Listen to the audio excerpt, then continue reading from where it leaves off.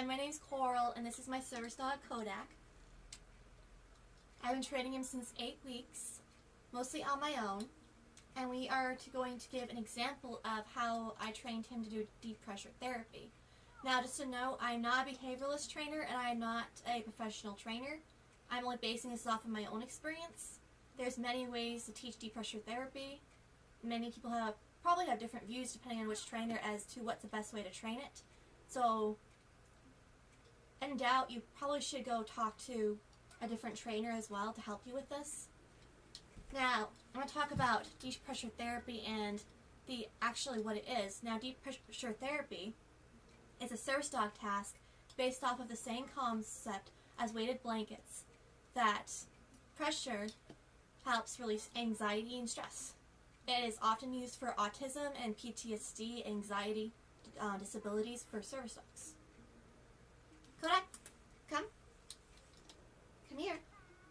Kodak's a little tired right now. Come. Love. Now, this is my first version of the task, deep pressure therapy, which I use in restaurants. Personally, it is for my dog to put his head on my lap. It helps, especially since he can't jump on my lap in a restaurant without knocking over the table. So, this is Love. Good boy. As you can see, I'm using a clicker as well to help. Personally, I taught him this when he was about maybe 17 weeks old, and I did use it with a treat, and all I did was I got his attention and did this with his head, and as he follows his treat, he put his head on my lap, and then I clicked. Now, I'm going to keep clicking, and I added a command, which is Love. Good boy, Love. Good boy, Love. Good boy, Love. Good boy, Love. Good boy. Good boy, Love. Eventually, once you practice this for a while, I don't know how long, depends on the dog, of course, how long you have to practice this. You don't want to have him follow the treat, of course. You want him to do it with the command. And I have to admit, when I first did this, I thought I was brainwashing my dog. Basically, you want him to associate this in love with a very good thing and to remember it. So you make it into a positive experience. Now, in order to make this into a task that isn't just based off of verbal command, what you would do is you would do something similar as what we just did, except when you said love, after you drop the treats, so you drop the treats means that you don't have a treat in your hand while you're doing that. You basically just say love, and you want your dog to get to the point where it can put its head on your lap just by saying love. Now, after that, what you do is, oh, no, that's not. He's a little treat crazy right now, huh, Kodak? You? Yeah? Yeah? Yeah. He loves his cookies. So basically, what I did is I said love, and I made some sort of physical movement at the same time. So my physical movement is very subtle. Kodak, love. Good boy. And eventually what you do is you practice saying love and doing the physical motion at the same time, and until you can drop the verbal cue and just move your hand, and then your dog will do this on command. Good boy. It does take a while, won't happen the same day, might take about a month or two in order to perfect it. Perfect it, I mean, as in perfect it in home. After you perfect it in home, of course, you have to go to distractions and then doing this in public. In public with distractions. Good boy, Kodak. Good boy. Okay, now I'm going to show the second version of deep pressure therapy. Kodak, get up on the couch. Up on the couch. Come on. Good boy. Ground. Ground. Ground. Good boy. Ground. So this is, of course, not something you can do very easily in public unless you're sitting on the ground. And this is called ground. So I've trained my dog to get up on my lap and put his body on my lap to help release anxiety. Good boy. Good boy, Kodak. Good boy. Of course, you want to give him lots of praise, lots of petting and scratching and cookies, of course. Yes, cookies. You're such a good boy. How handsome. Good boy. Okay, son. Good boy. Now actually learned this when he was about 11 weeks old, and we've been practicing ever since. Same thing, concept, I use the treat. Other people may have different ideas about that as to what's the best way to train them to do that. Of course, there's many different ways, like I said, to train deep pressure therapy. I'm just showing you an example of how I trained him to do deep pressure therapy. So what I did was, of course, the similar concept of having him follow the treat. Now you can have him jump on the couch, or you can have him on the ground. And what you want is, you want them to put their entire body onto your lap. Kodak, come, ground. Good boy. Good boy, ground. Good boy, ground. And it's the same process as love, and of most tasks that I've taught him is to say the command, or verbal command repeatedly. Good boy, ground. Good boy, ground. Ground, good boy. Good boy, ground. Good boy. Who's a good boy, ground? You good boy, ground? Good boy. As you can see, he's all excited. He's all happy now. And now that I've taught him ground, after eventually what you do, once you can drop the whole treat thing, I dropped the whole him following the treat the first day of training, personally, but depends on the dog, I'm sure. Because you don't want them to be focused on following treats, because then they'll be focused on treats instead of focusing on you later on. So you want to be very careful of not using the treats for too long, because you want them to immediately adapt that you want them to come ground when you say ground, and not follow the treat. Good boy, ground. Good boy, ground. And of course, in the same situation as love, eventually you want to drop the verbal cue, and you want to switch it up with something physical, which you would do the same practice, except you would say ground and do something physical, like say this, and say ground at the same time, and if they ground, you do the click, and eventually, well, of course you treat, but then eventually you want them to respond only by you making some sort of, yes, some sort of physical cue. Huh, good boy. Good boy, ground. Good boy. Now, Kodak has been training since 8 weeks old.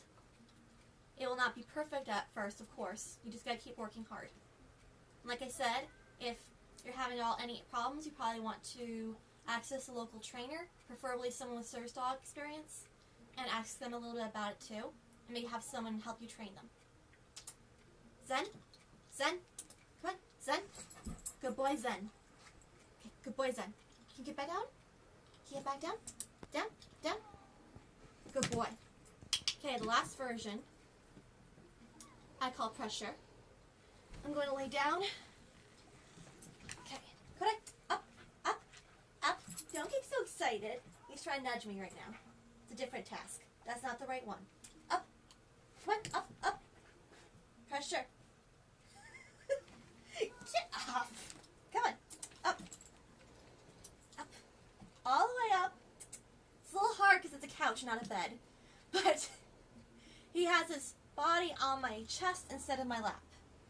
And I taught this, of course, similar idea. Again, having him get on my body. Click. Pressure. Good boy. Pressure. Good boy. And I like for this task to have his head right against my neck, because then his breath is up against my neck, and it's actually very calming to have his fur right there, and how soft he is. And for him to be breathing, it's very calming and very distracting. Good boy, pressure. Good boy, pressure. Good boy. Again, it's very similar that you can have your dog follow the treat up on top of you until you get them in a position you want them to, and then click, and then say good boy pressure or good girl pressure, whatever command you want to call it. And then, of course, keep treating and saying command and good boy and good girl, and keep repeating command. Good boy pressure. Good boy pressure. Good boy Kodak pressure. Good boy pressure. Good boy pressure. Yes. Pressure. Good boy. Good boy. Good boy pressure.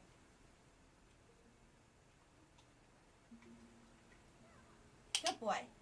Now you should be practicing that for at least a month. Not with a treat in hand, of course, like I've already mentioned, but with the verbal cue of saying pressure. Good boy. You might need to practice a few times with the cookie, though, to get them in position. Just remember not to use the cookies to pull them onto you, lead them onto you too much, because then they'll get focused on the cookie instead of you in the future, and you don't want that. You just want it in the beginning. Yes, I love you. I love you too. Good boy. Now his physical cue, shh, silence, for pressure, is for me to move my hand like this, as he just saw. And I have my hand up here and cupped, and I move it up here so that he follows my hand. You can put the cookie in your hand in the beginning so that he follows your hand up to this point. You can click and say, good boy, pressure. Move the cookie up here. No. Up here. Hi. Now, usually he does not do that, but there's not much room on a couch. Hi, baby. Anyways. Thank you. Eventually, you want to put the cookie to a side and have him up by your neck, and be able to have him do that without the cookie. And so there's nothing in your hand, so you won't be over-focused on the cookie. And you want to keep clicking them and saying pressure. And same with all the other tasks. You want to start saying the verbal command at the same time as the physical command until they only respond to the physical command. And you can drop the verbal cue. Good boy. Can you get back up here? Hey, hey. Hey, silly. Hey, silly. I know it's been a long day. Up here. Come on. Come on. 1 second. Come on. Up, up. Come on, up. He's a little confused. Anyways, on another note, on a day when he's not so tired, I hope that helped a little bit. He's trying to do love. Apparently he thinks I'm stressed. Can I have a kiss? Can I have a kiss? Thank you.